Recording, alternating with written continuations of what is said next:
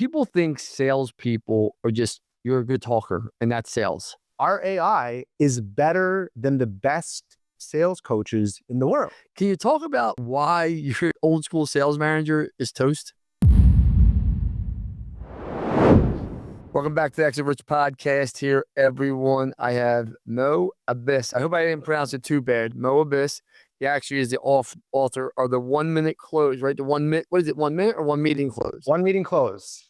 1 minute, 1 meeting close for home service contractors. I like that. You should be closing on the first time. And for everyone listening, make sure you get to the Roofing Process Conference this year, December 3rd, 5th. Marco Island, get your ticket now for the Roofing Process Conference. Tickets will sell out. Mo, welcome to the show. Tell everybody who you are real fast.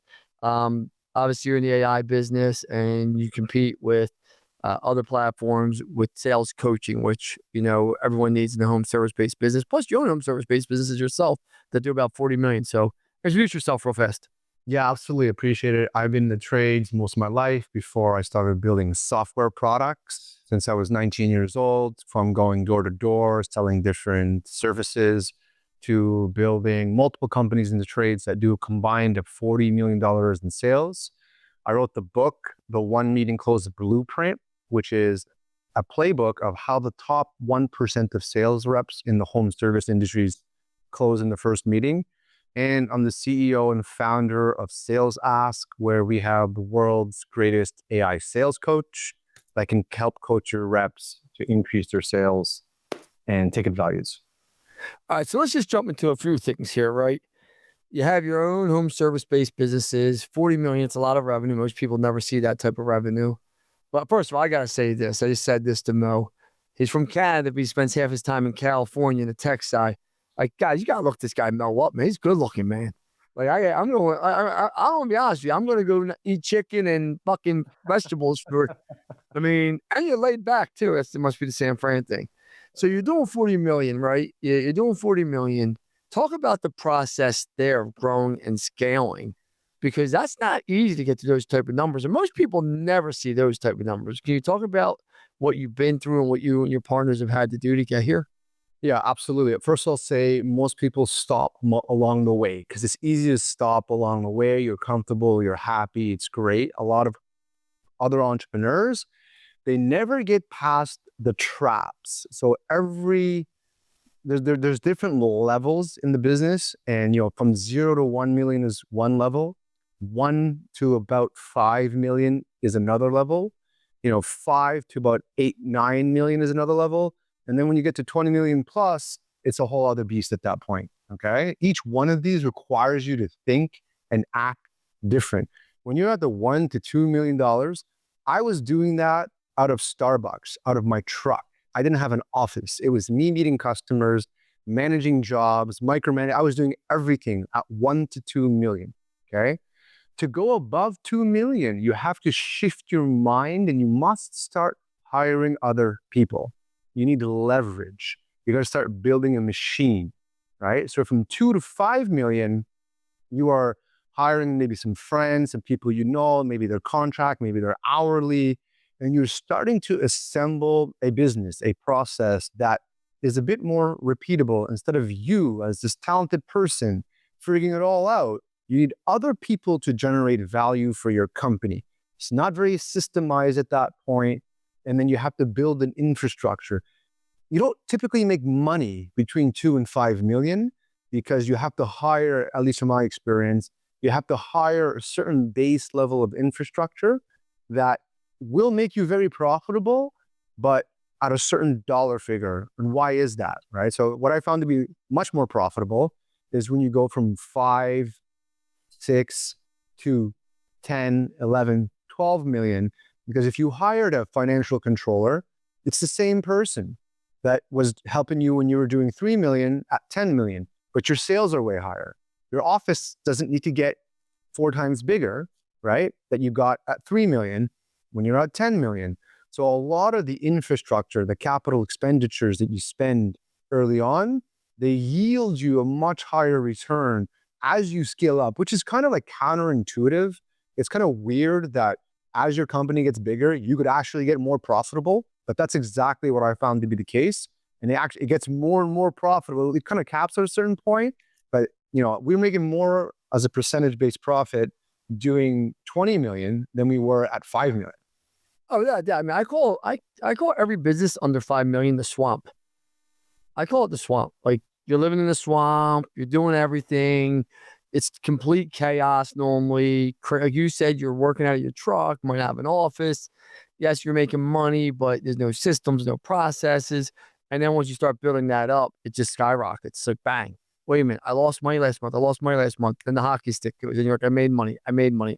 Holy Lord, the register just keeps going, right? If you do it right. I'm with you.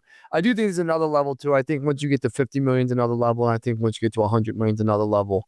I think there's different CEOs and different entrepreneurs that runs those kind of companies. Make sense? Just very 100%. Totally yeah. agree.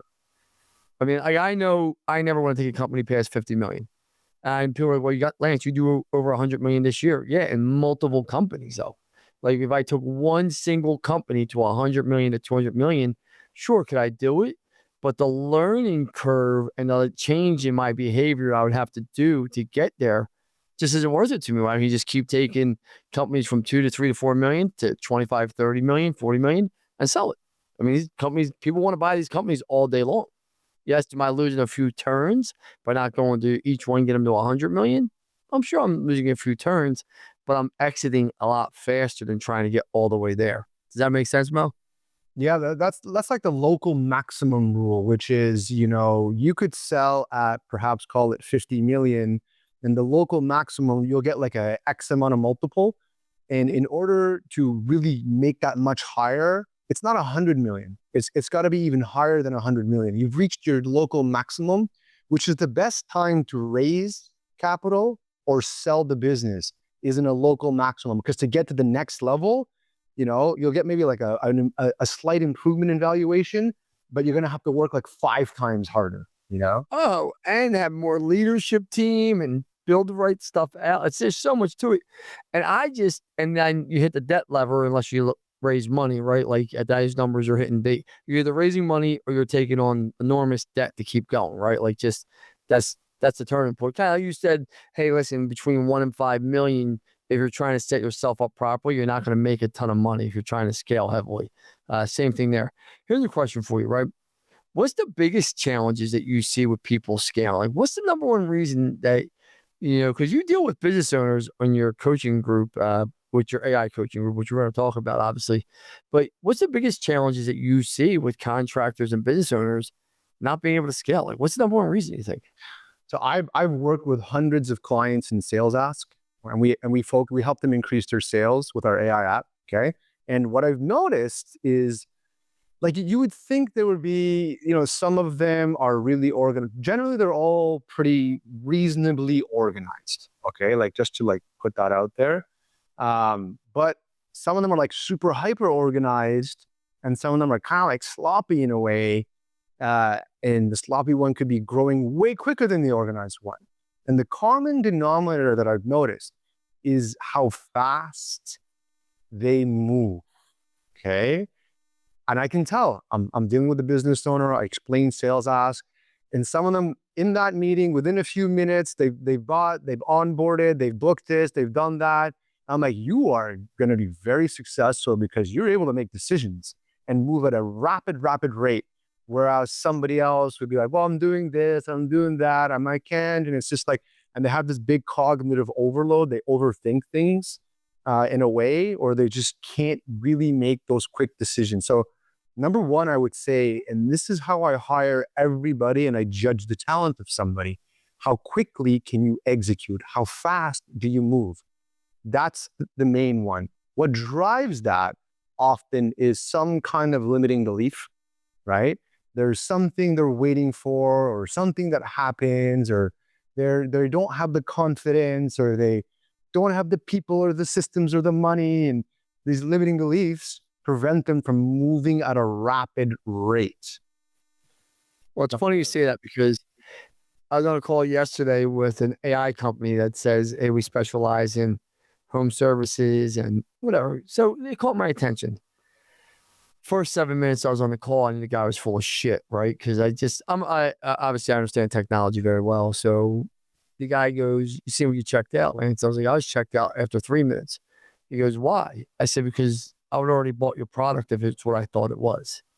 Like, I'm an easy sell because I execute like what makes me different than everyone else is I go fast, I implement faster, and I'll make changes even faster. And I'm not afraid to lose. Like, I'm not afraid to make a bad decision and say, I thought this was good. But like the AI company I was looking at to do this is I asked them to see his reporting. And you can tell a lot when somebody shows you their reporting and what it looks like and what notes are, especially with AI, right? And what the dashboard looks like. And I'm like, wait a minute, you are selling this for a good investment every month. But the only thing you have imported is your Google SEO. You don't have pay-per-click import API'd in. You don't have Facebook reporting API. Like, they're easy APIs if you're an AI company. Like, they're the easiest ones. And we're going off a beaten path here, but you get it. Like, with your artificial intelligence that you built in your sales ask, if I told you to go give me an API and import my Facebook reporting, you would laugh and have it done in about an hour with your developers. Like, it's a very simple code, right? Like, it's not that hard. Yeah. API. There's no feature taking us more than a week to build. There's a few that you got to test them a little bit because they're a little bit complicated and higher risk to launch in a week. But if something is taking more than a week or two, I question it. There's a couple of rules around this. One of the most successful person I know didn't even have a laptop and didn't have a smartphone. Okay, Peter Fuscanalis. And he owned half of this entire region in Ottawa. And I'm like, I'm watching this guy. I'm like, how is this guy so successful? Right? He was the landlord of one of my buildings that we rented from. And I meet him, okay? And he's just prolific in his speed. I'm like, hey, Peter, I have this problem or I have this thing. He yells upstairs to the financial controller, come down, do this, sends him off. I give him another problem. He picks up the phone, solved. I'm like, this guy moves at a speed that's remarkable, right? And that's why he was so successful. So, I mean, I do believe speed's a big piece of it. Here's a question for you guys, right? You guys do a lot of coaching, right? Obviously, you're coaching, but most people think salespeople are just, you're a good talker and that's sales. And that's the furthest from the truth. I mean, like that's like the biggest. People are like, oh, he's a nice guy. He speaks well. I'm like, what the fuck does that have to do with selling? Like, there's a lot of nice guys out there that couldn't sell water to a man on fire. Like, no, I'm not being rude. Like you're a great dad, you're a great coach, but you can't sell. Like, the guys that can sell because they've been trained to sell. They know how to pause, talk. They've been coached. No different than I consider sales the same thing as playing a sport. Your best athletes are coached well. Your best salespeople have been coached well. Can you talk about that and the myth of people just thinking salespeople are born? yes, I actually think that's a fantastic question because look, sales is the lifeline, lifeblood of every contracting company. It is their top priority. Sales, I need leads.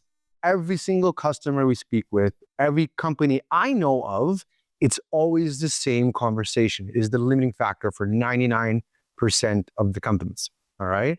So then what drives a great salesperson? All right. So we work with sales reps. Right? We're building Coach Dean, which is the world's greatest AI sales coach that'll coach the reps using AI. Right. Coach Dean is the AI agent. Yes, correct. Yeah. My man Dean, pots and pans. Yeah, you got it. So what does this mean though? There's two parts to sales. And by the way, I think rapport is the most overrated feature of a sales rep. Everyone's like, yo, I build great rapport. I do rapport. It's all about rapport. I'm like, it's not. Let's just look, you don't need to spend 30 minutes building rapport when you're trying to make a deal happen right now. Okay. What you need to build is trust. That's what you need. I don't need 30 minutes to build trust. Okay. I can do it in 3 minutes.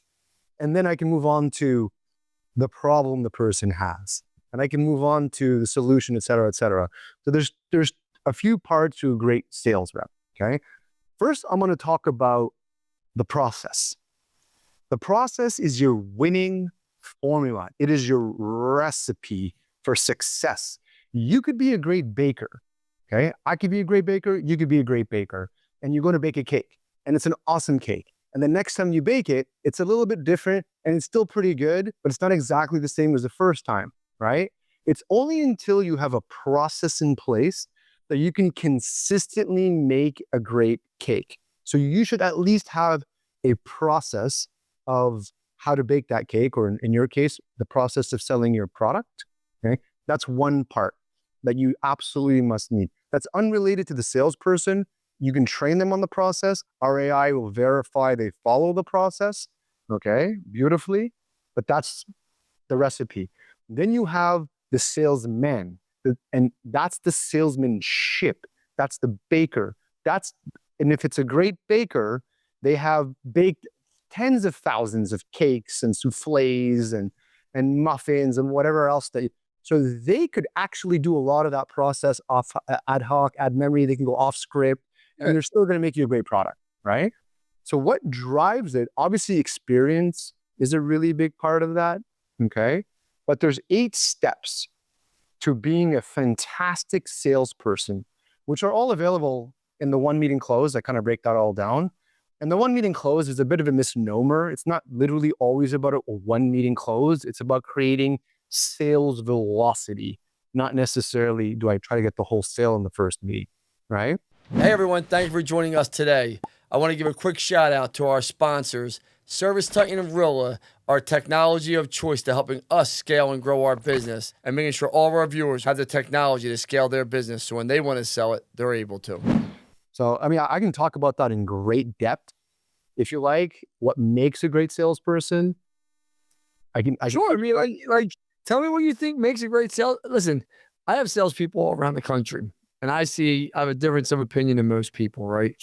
I think, and I'll be very transparent, if you don't train your people, you're going to be in for a long road, and you have to constantly train, reinforce, because salespeople, most of them are emotional roller coasters. They just are. The majority of them. It's ups, downs. When I just been my guy Alex out here do push-ups with me.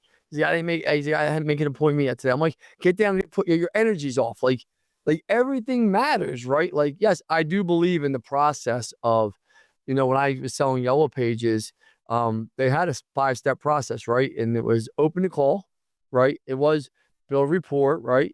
Then it was find the problem, right? Like discovery, see what's going on with the business, give a solution, wait for the objection, overcome the objection, and close, right? Like that was the problem. When I didn't go through that process, my close rate went down, right? I'm very transparent with people. I've never did in-home sales, but I know we have a step-by-step process here that we use. I know a lot of people have a 10-step process or 8-step process. I do believe you gave the bakery, and I used French fries from McDonald's all the time. The reason why the French fries at McDonald's always taste great, and I've been all around the world, India, you name it, some crazy countries. I go and I get McDonald's French fries, they taste the same anywhere, because it's the same process to make them everywhere. And I just believe for salespeople, if you have a great process, you're going to come out better normally than you come out worse. I mean, so I'd love to hear your opinion on salespeople. Absolutely. Agree on the process. And the big part of what SalesAsk does is when it listens to the conversation between the rep and the client, it identifies if the process is being followed, and then it'll actually coach the reps around that process. But beyond that, you need to go beyond the process, okay? It's not like somebody could follow the process and they're very robotic. They're thinking too much. They don't, they lose the trust. They don't come off as an expert. They can kind of check off a box, but there's no underlying skill, which is the salesmanship behind just following the process. So what makes a great salesman and a great sale? What does a one meeting close ultimately? Well, the first thing you want to do is you want to pre-frame the meeting. Okay, so pre-frame is you're going to drop a whole bunch of anchors. Like when for example, if you're going to go meet a customer, you're going to tell them, I'm going to understand your project. I want to understand, your needs. And then if it all checks out, I'll build you an estimate. If that goes good for you, we'll sign it off, pre-frame, and then we'll book you in with the build team. Does that sound good? Yes, you just agreed to my pre-frame, right? You could pre-frame even ahead of time. Here's what to expect when the rep comes to your house. If all's good, we sign off and we get you started. Okay, another pre-frame. You can pre-frame, which gets you set up for the sale. That happens before or right when you get to the home. And then the thing is, you have to establish trust and authority. So how do you do that? There's a lot of ways not to do that. Like if you go in smelling like weed, like you just hit a joint in the car and you're gonna walk into that house, you've lost that sale. Like right off the bat. Didn't Canada be one of the first countries to make weed legal? You got all type of shit going up where you live, throwing the weed out there, but I'm with you on that. Now I'm with you. You should be smoking weed going in, but weed is legal in Canada, isn't it? It's legal pretty much. Yeah, it is. Yeah, it is. I mean, I know it's almost pretty much legal anywhere in the country now here, right, Neary? Couple states are against it. There's a couple states against it. I mean, I don't smoke weed, but I just thought that was a funny comment. But yeah, I mean, you're right. You shouldn't be smoking like weed or alcohol for sure. At least do it after you get the sale. At night. Get the go win the game first.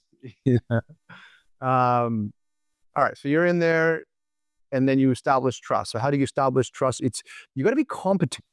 If you're not competent in your product, you lose the game right away. So how do you get competent? This is how you tell somebody's competent. They could explain the product in one sentence, in one paragraph, and in a chapter, right? Like for Sales Ask. We are the world's greatest AI sales coach. We help companies in the trades make more money. One paragraph. It listens to the conversation between sales reps and clients at the kitchen table, analyzes those conversations, identifies if they're following the process, allows managers visibility into those conversations, and then Coach Dean will actually coach your reps on every single meeting to improve their sales. Okay? And then we can get into like the details behind that, which is what we're doing now. So how do you establish trust when you walk into the home? Competency. If you go and say, hey, yeah, actually, and you give them a fact about their house, a specific, okay, like how the insulation is done or how the load bearing is or the type of roofs that are here and why they were there, right out of the bat, this person's of authority. They are an expert. So you park beautifully, you look sharp, you shake their hand, you look them in the eye, you establish the agenda, you comment on their house, you're the pro. They're going to immediately default to everything that you say. Okay. So that's a huge part of it, is the instant trust. And then you do discovery. And this is where people are not, there's two things they do too much of: rapport building, shooting the shit too much. And then they don't do enough discovery. Why did you call us? Oh, you have a leak, you want to redo your kitchen, or you have a roof leak here. How long has it been going on? What does it mean for you? Why have you not solved this already? Okay. Who else lives here with you? Does it affect their room? All right. How does it like in the winter? Okay. Have you talked to anybody else? What matters to you? Are you more like an aesthetics person? Are you driven by price? So you start asking questions and you get the discovery. Honestly, if you just do that really well, they'll end up selling themselves. 100%. 100%. And then from there, you go into future pace the outcome, right? So, okay, you understand the problem. What does it look like if this is solved for you? What is an ideal solution for you? How does it affect your family? If you take the roof as an example, I mean, I would go outside. I would be, when I'm giving them the estimate, I would say, okay, that's the problem right there. Okay, here's what it could look like. Show them a photo or some kind of visual. Like, you see a roof? That's what it would look like. How does that feel to you? Can you imagine that? Okay, we can do that in a week from now. And if is this the kind of roof that you would imagine yourself with? With that, this would definitely stop all the water. You'd have a dry home. Okay, so you start getting to imagine your outcome that you're looking for. And the imagination is a powerful thing. And you're familiar with the placebo effect, right? Oh, yeah. 30%. Yeah. The placebo is magical. I love the placebo, so the placebo effect is very hard to beat. And it's whatever somebody believes or imagines, like it's essentially a third of the time it's going to come through. Okay, so it's very powerful, and I like to use that as much as possible. Surface the pain, future pace the outcome. Then you present the option. This is like a good, better, best scenario typically. A lot of people skip this. I even do this sometimes. I just go to the one I think is the best fit, but you should always present 3 options because the human brain is going to go with the middle option, typically. Okay? Depending on the person, but usually it's the middle option. A good, a better, a best. Even if they're completely out to lunch, the high one is an anchor. The low one's not going to have what they want. So they're going to look at the higher one. This is a good one. You present the options. All right. And then from there, you ask for the close. Most people are just, I don't know what it is, the fear of rejection. They just don't want to ask directly because if you don't ask directly, Why do you think that is? It's true. Because I got no problem saying pull your credit card out. Let's swipe nice and play nice. Well, I'm not like I'll say that to anyone. Like these people think I'm crazy. I'm like, I know what we deliver, so I'm not worried about asking. People want to give you your money. They contacted you for a reason. Like they know they got to spend money when they contact you. yes, They I know agree. they got to spend money. So Yes. it doesn't matter. Did you like prove value? Like that's it. Like, and if they tell you no, you didn't prove value. Well, here's what it is. So people don't want to ask because if they don't ask, they haven't gotten a no. And if it's not a no, it's a maybe. And if it's a maybe, it stays in their pipeline. When they talk to their manager, they have all this pipeline. They can maybe get it. Bullshit. It's all Bullshit. bullshit. It's all bullshit. Pipeline, swipe line. 73% of meetings that don't close in that first meeting will never end up closing.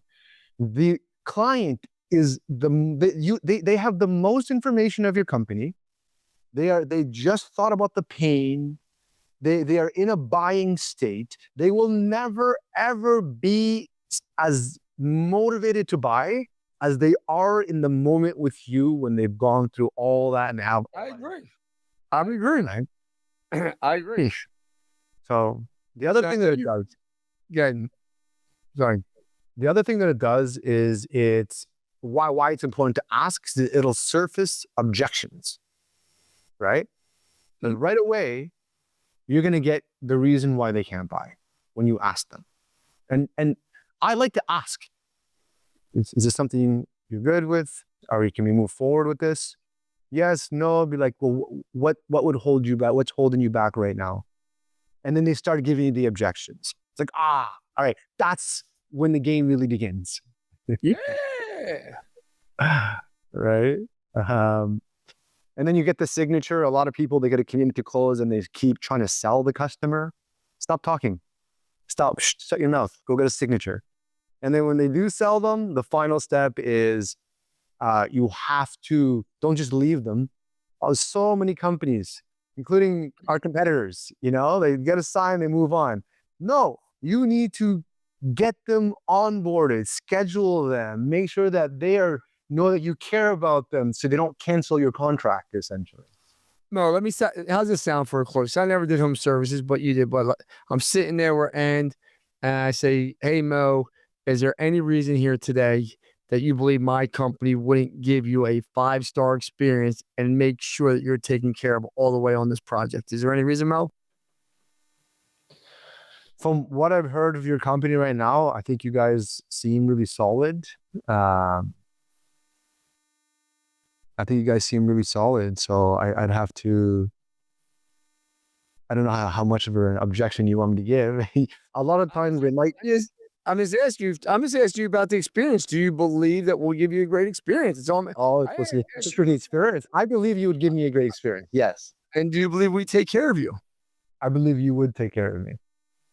Now, here's another question for you, Mo. Do you believe our price is fair and reasonable and kind of what you expected compared to the others that were in here? They're going to give you a 5-star experience and take care of you and make sure you're happy. The price is a little higher than I was hoping for. Is the experience and the reliability of what we're going to provide for you worth that to you, Mo, to make sure you have peace of mind? We're not a fly-by-night company that once we do your job, we're out of here. That's the question. That's the key question, right? Would you agree most relationships have a similar behavior pattern? I mean, if I have a good relationship with 1 girl, 2 girls, 3 girls, the 4th girl I'm probably going to have a good relationship with. Would you agree to that, Mel? Yeah, I would agree with that, actually. Yeah. So right here, we have over 500 reviews on Google, and I got over 50 video testimonials here of happy customers with us. that paid and invested the same amount you are for what our services here today, do you believe for any reason we wouldn't give you the same relationship as them? I actually really like that reference point. I think it's a really good reference point. I might add that to my little pitch. That's good. Mo, do you see any reason why we can't move forward? Because I'm excited here to do this project with you, and so is my team. I can get you on the schedule. Is there any reason why we can't move forward today? The only reason would be the price related one. So I'd have to get over the fact that this is a little more expensive in compared to some of the other ones that I saw. But I mean, it does sound like you guys will do a good job. And what's the difference in price between our bid and the next one that you're looking at that you're thinking about? About 20%. About 20%? Now, Mo, I'm going to be very transparent with you here. 20% is my profit on the job. I can't do that. That'd be mathematically impossible. Don't you want my family to eat and don't you want me to make money? Of course I want you to make money. Right? Because I want you to be happy with our services. But Mo, what I can do for you here, if you give me a minute, I can step outside because I don't want to take the experience away from you. And I don't want to lessen the materials. I don't want to do anything. But if I could get this reduced by 7-8%, would you feel comfortable moving forward that we're going to give you a better experience than that other bid? I would. Give me 5 seconds, Mo. Give me 5 minutes. No, my manager said we're good to do it, but is there any time frame that you can't do the job in? Because we have an opening tomorrow on the schedule, and we like to get out here in the next 48 hours. It's towards the end of the month, and we get discounts when we're buying things at volume, and we like to get you scheduled right away. Is there any way we can't get you on the schedule in the next 48 hours? If you can give me like a 9% discount, I'll do it in 48 hours. Great, let's do it. Okay, let's do it. And I didn't drop below 10%, and we give the 10% margin for all of our salespeople. Yeah. But you got to stay in there and just keep asking and moving. And like that, and I never did a home sales. I've always sold B2B advertising. I've never sold anything, but I'm like, man, I think I can make $1 million a year selling roofs. Because all you got to do is be nice and just talk to people and just ask for the order. So many salespeople are afraid of no. I'm doing this live on a fucking podcast. Tons and tons of people, tens of thousands of people are going to hear this. And I'm role playing you, probably stumbling and fumbling a little bit, but it only gets better and better as you keep doing it. 100%. That's exactly it. You need the reps, you need the experience, you need the coaching. That's why it's so important. Like you said, you got to coach your reps. Your reps need to be trained and coached consistently and held to that high standard. I am the same way. I'm 20 years. I've sold across so many products and industries, and I still make mistakes all the time. And I just learned something from you as well, which I'm going to use, right? The notion of... What'd you learn? I learned that when you said, hey, listen, like I have all these passwords, and I do the same thing with dates, let's say, or like whatever.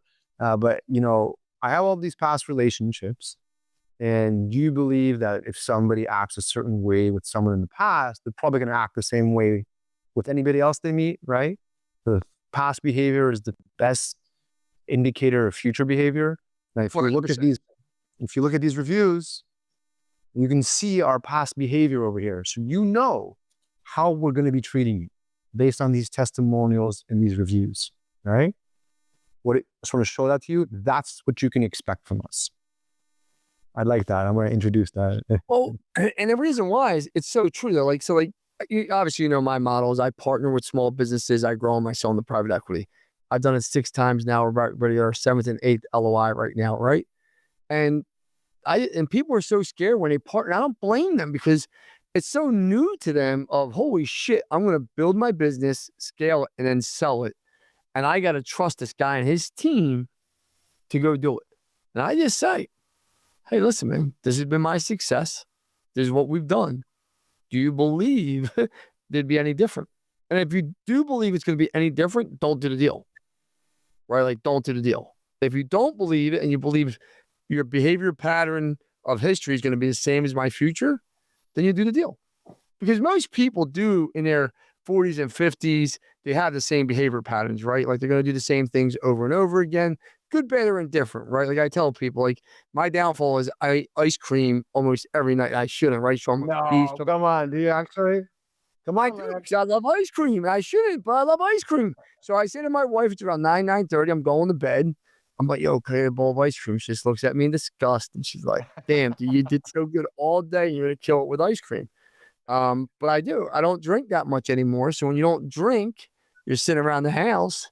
I'm looking for ice cream. I don't know why. Yeah. I stopped eating the cookies as much. Here's a question for you, my friend, right? And I know I appreciate your time and I really do like it. The days of hiring a sales manager are done, in my opinion, and everything's going to be AI coaching tools. I just really believe that from all my heart. Like the days of, I mean, I was a sales manager for years. I jumped in the passenger seat, drove with people all day, fucking miserable. You get to 2 appointments, 3 appointments. One of them would bust. You did waste your time. The rep wasn't prepped for the meeting, all the nonsense. Now, my team, we can listen to 15, 20, 30, 40 calls a day easily and never leave the office and coach the people back on mojos and other things. Can you talk about like why your old school sales manager is toast?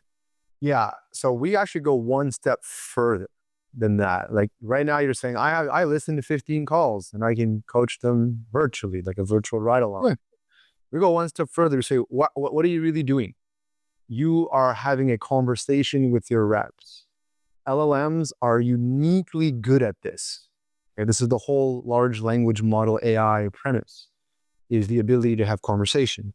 So why are you even doing this? Our AI is better than the best sales coaches in the world. So that's when I showed them demos. It's like, oh crap, this 100% meeting coverage. Pretty much nobody, I shouldn't say this, very few of our clients are actually giving a massive amount of coaching. They're relying a lot on Coach Dean to do that because it's so good. Like it's better than I can give coaching, right? And then it just goes to accountability at that point, right? Making sure that and then we have ways of doing that within the product as well. Yeah. So what is sales? Sales is a conversation. That's it. It's a conversation between a rep and a client. Sales management is a conversation between your rep and your sales manager. Okay. AI is world-class and getting even better and better and better at analyzing conversations and creating conversations. Okay? This is all they do. They're large language models. So what you're betting on is that the AIs are going to get better and better and better at analyzing and then conversing. That's what we are betting on, essentially. It's already there, bro. Yeah, I mean, look at what's happened over the last 24 months. It's gotten insane. You got it. So what does this mean? It means not that you won't have a sales manager, but that sales manager will do way more because they won't have to do a lot of the nuanced coaching. They won't have to check for insights. The AI is going to surface, at least in our product, the AI surfaces insights. The AI does the first level of coaching. And the sales manager is more just verifying all this, jumping in, spot checking, holding the team accountable, hiring, making targets that are set, and able to do more of like the relationship building with the reps than perhaps the day-to-day grind work that they were doing in the past, which doesn't really scale. Listen, I appreciate you being here. Thank you for sponsoring the conference. I really do. The roofing conference in Marco Island, December 3rd through 5th. If somebody wants to get a hold of you, how do they get a hold of you, my friend? Salesask.com is the best way. You can check out our AI products, and you can reach me at Real Bass on Instagram or on LinkedIn. But just Google Sales Ask and you'll find my contact and the company. There you go. Thank you so much, brother. I appreciate you being here. See you in a few months on Marco Island. Thank you so much, sir. See you there.